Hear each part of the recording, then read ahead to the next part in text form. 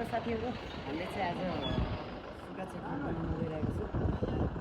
यहाँहरूले धेरैले कमेन्ट गर्नुभएको थियो सुगा चटपटीको पनि भिडियो बनाएर हाल्नु भनेर।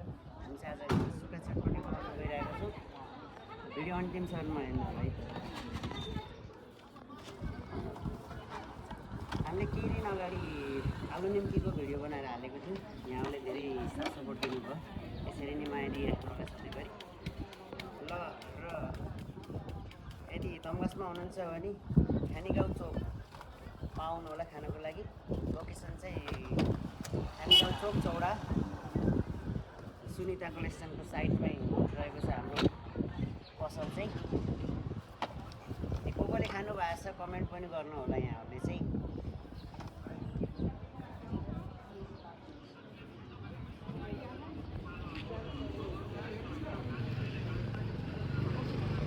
अहिले चाहिँ मैले दुईटै हातमा ग्लोभ्स लगाएको छु, किनकि यहाँ कमेन्टमा धेरैले भन्नु भएको थियो दुईटै हातमा लगाउनु पऱ्यो, दुईटै हातमा लगाउनु पऱ्यो भनेर।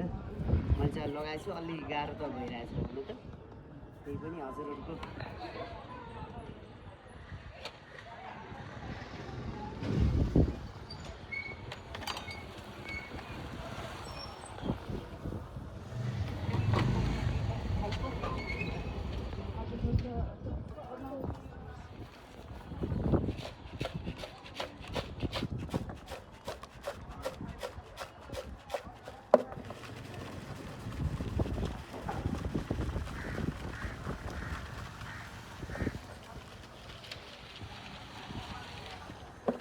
हामीसँग चाहिँ अहिले सुक्खा चटपट, गिलो चटपट, आलु निम्की, पानीपुरी सबै पाइन्छ।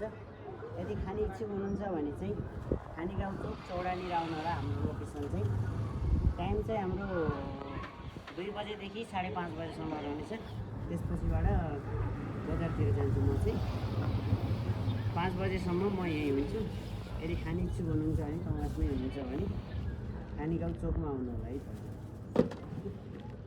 यो चाहिँ प्याकिङको अर्डर थियो है, त्यही भएर मैले प्याकिङ गर्न लागेको छु।